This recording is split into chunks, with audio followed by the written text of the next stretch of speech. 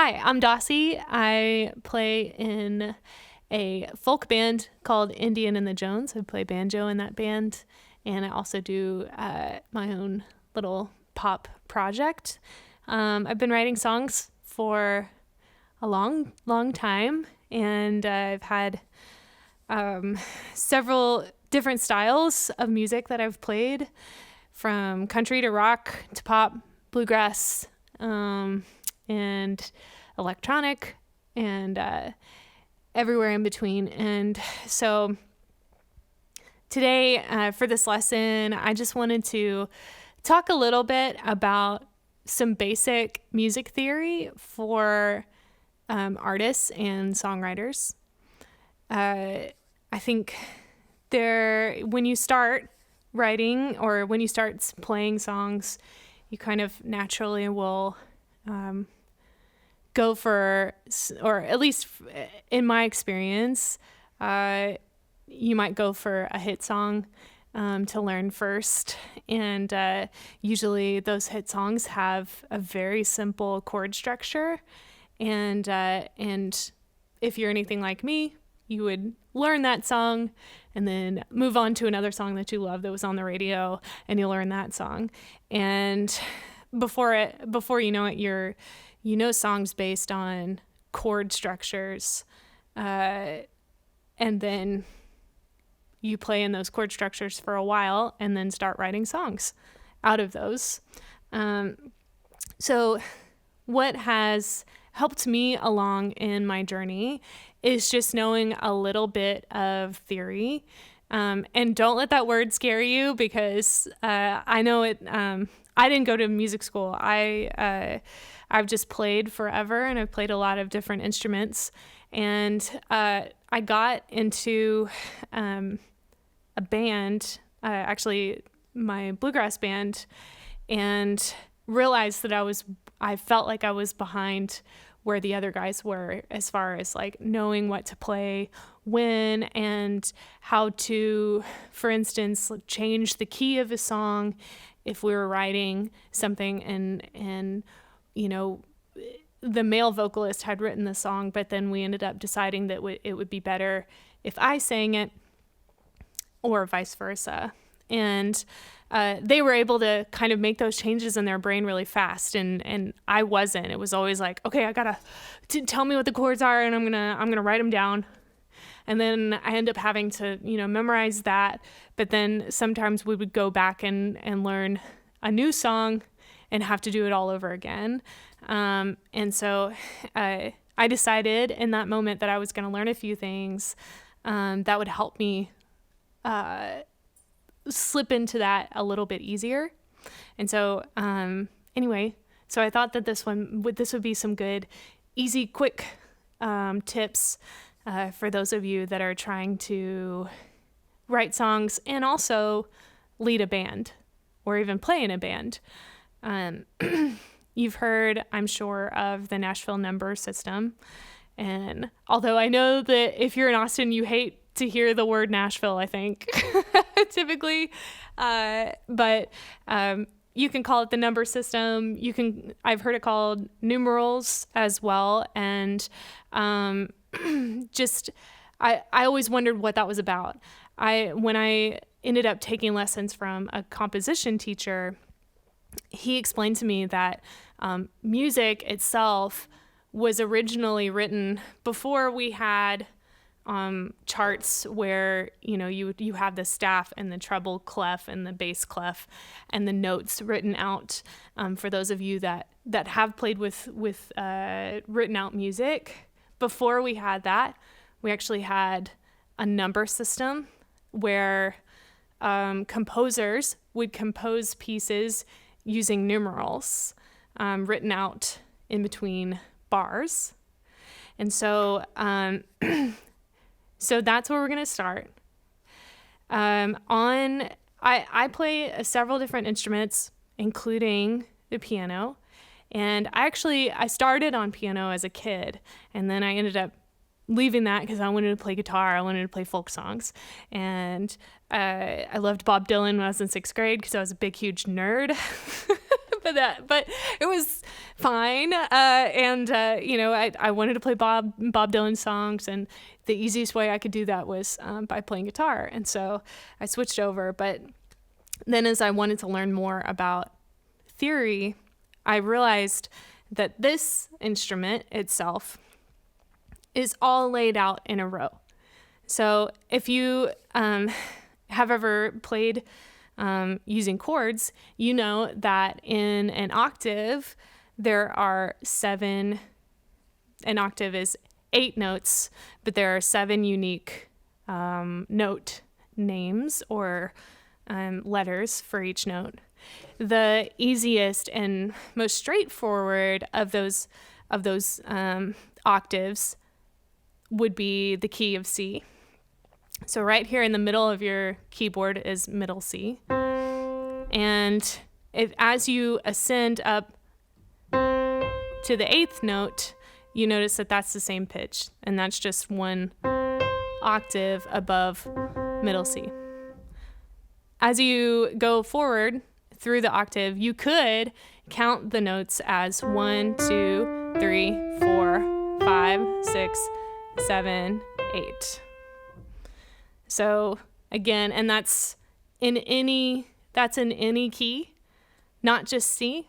Every key has 7 real notes, or 2 notes that are at the top and the bottom, kind of like a bookend of that key.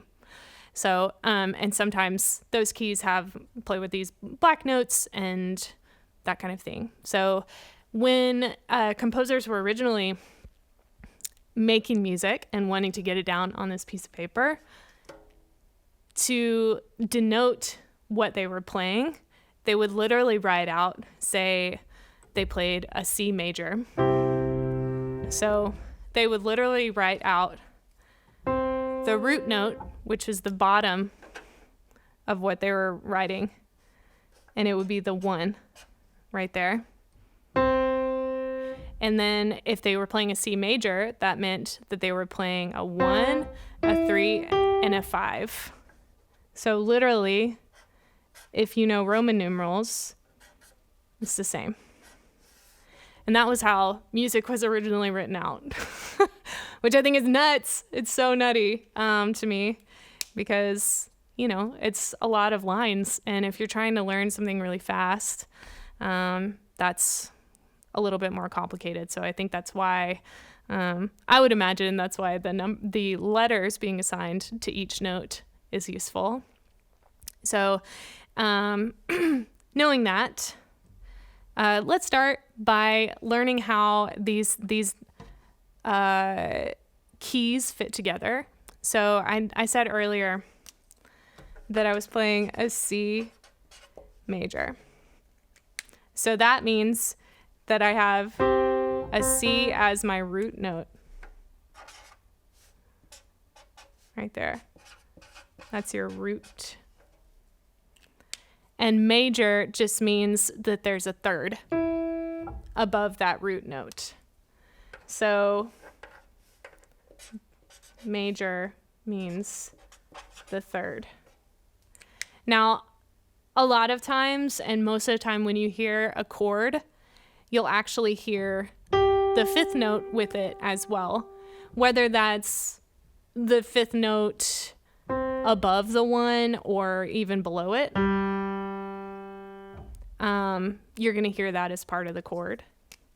So basically, you'll have the root, the 3rd, and the 5th on top. And if you know we're going 1, 2, 3, 4, 5, 6, 7, 8, or 1 again. If we're playing C, then that's C, D, E, F, G, A, B, C again. So I'll say that again. C, D, E, F, G, A, B, C. So that would make the C as my 1, the E as my 3, and the G as my 5. Now, I'm just talking about these letters as one individual number. But if you've played an instrument, you'll know that C, the C chord, wouldn't include an E major necessarily in the key of C. It includes an E minor. So I'm going to talk about that now. And I'm sorry if we're going through this really fast. So almost in every key, you have, in every major key, you're going to have 3 minor chords and 4 major chords. In the key of C, the chord structure goes C as your 1 chord, D minor as your 2 chord, E minor as your 3 chord, F major as your 4 chord, G major as your 5 chord, A minor as your 6, B diminished is your 7, and then you're back at your 1. You wouldn't normally call this an 8 because it's the same pitch as your 1. So I'll write that out here for you guys. In the key of C,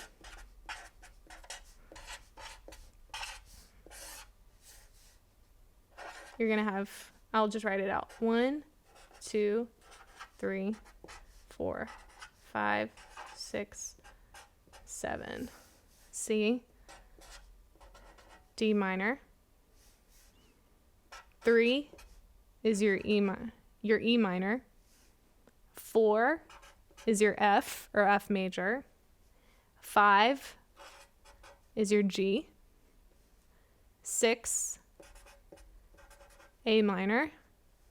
And then 7 is your B diminished, which I don't personally write a ton of music with a 7 in it, but if you're feeling funky, that's fun. So back to what we were talking about at the beginning. When you first start playing music, or at least for me, when I first started playing music, I just wanted to play what I heard on the radio. And what I heard on the radio, if you've ever seen that YouTube video where it's 4 guys and they're up on a stage and they're playing this 10-minute song that includes every hit song, but it's the same chord structure. It's the same 4 chords, they say, that include every hit song. That's not exactly true across the board, but it's pretty true. And I'm going to show you what those 4 chords are that would typically be included in most hit songs, and honestly most songs that most of us write. So it'll be your 1 chord, which in the key of C again is your C. Your 4 chord, which is an F. Your 5 chord, which is a G. And your 6 chord, which is your A minor. Sometimes people will throw a 2, which in the key of C, again, is a D minor. If you're feeling, again, a little funky. But for the most part, we're gonna stay in 1, 4, 5. And then, if we're feeling like we're gonna go to a bridge, we might go to a 6. So I just boiled down almost all the music that's made and is on the radio for you right now. So what does that mean? Why is that useful to me? It's useful because, like I said, in the situation with my folk band, as I said earlier, where we would start a song and say we were learning a new song and it was in the key of C and I was singing it. And by the end of practicing through the song or learning the song as a group together, we decided we wanted to go to, say, the key of G so that Jesse could sing it. Well, it was easy to say, okay, well, the chords are, for instance, 1, 4, 5. So I was used to playing C, F, G. But in G, the key of G, it's going to be G, C, D instead. So because the key of G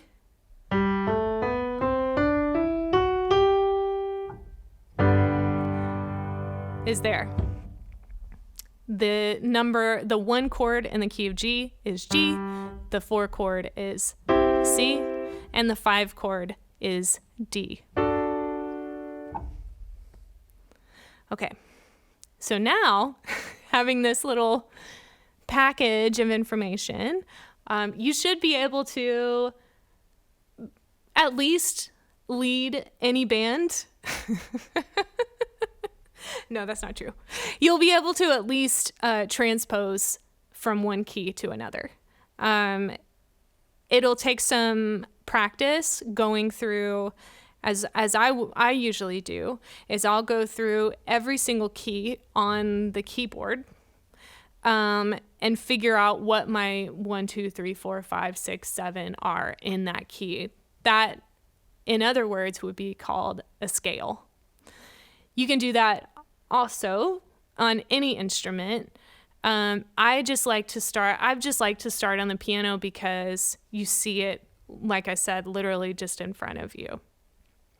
So why would I say that? Why would learning the numbers be so important to playing music or playing with other people or songwriting? I think the most important, why it's so important, is that you are able to learn any song. You can learn any song and transpose it into whatever key that you want really easily. So say I want to learn Billie Eilish's Bad Guy, which will go on, oops. So I have this written out incorrectly there. I have the lyrics written out, and then I looked up on some chord generator website what the chords were, and they told me it was G minor, C minor, D minor. So you're a tough guy, like you're really rough guy, just can't get enough guy, just always so puffed guy. I'm a bad type, make your mom a sad type, make your girlfriend mad type, might seduce your dad type. So if I play this, and it feels a little low to me as a vocalist, and so I'd really like to, if I was going to play this on guitar when I first learned, instead of transposing, because I didn't know how to do that in my head. I didn't know what the numbers were. I would literally just stick a capo on the neck up a couple of frets, and then I was able to play it a little bit higher. However, you can't do that on a keyboard. I don't know if there's anywhere you could put a capo on this instrument. I'm pretty sure it's not possible. And so instead of that, knowing, okay, if in the key of G minor, the G minor is the 1, the C minor is the 4, the D minor is the 5, and say, usually my voice sounds pretty good maybe in B minor instead. My brain goes, okay, what's the 1, 4, and 5 in B minor? So it's going to be a B minor, an E minor, and an F sharp minor. So again, the 1, the 4, the 5. So you're a tough guy, like a really rough guy, just can't get enough guy, just always so puffed guy. I'm the bad type, make your mama sad type, make your girlfriend mad type, my to-do's you that time. So say that wasn't high enough. I could just take it to the C minor instead and do the same thing on and on and on. Or go down below as well. So that is a really fast and furious lesson in some basic music theory that I hope helps you in the future of your music practice, so that you can be a little less tied to looking up the chords and pressing the transpose button on the website, and a little bit more leaning to wanting to do it in your head and able to do it in your head, because as you get practice with those scales and with doing the scales in each key, you'll begin to start hearing it. So the more that you start thinking of chords as numbers, you'll be able to start hearing it even when you listen to the radio. Whether you know what key they're playing in or not, you'll begin to understand and the difference of the notes in between one another. So with that, thanks for joining me for this lesson.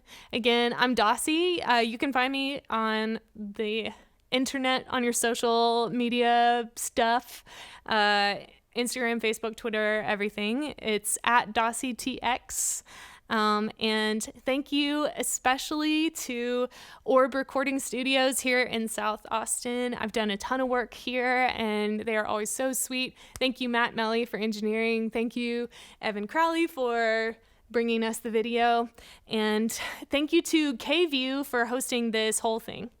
And hit me up if you have any other questions regarding some music theory. I'd love to hear from you. That's all.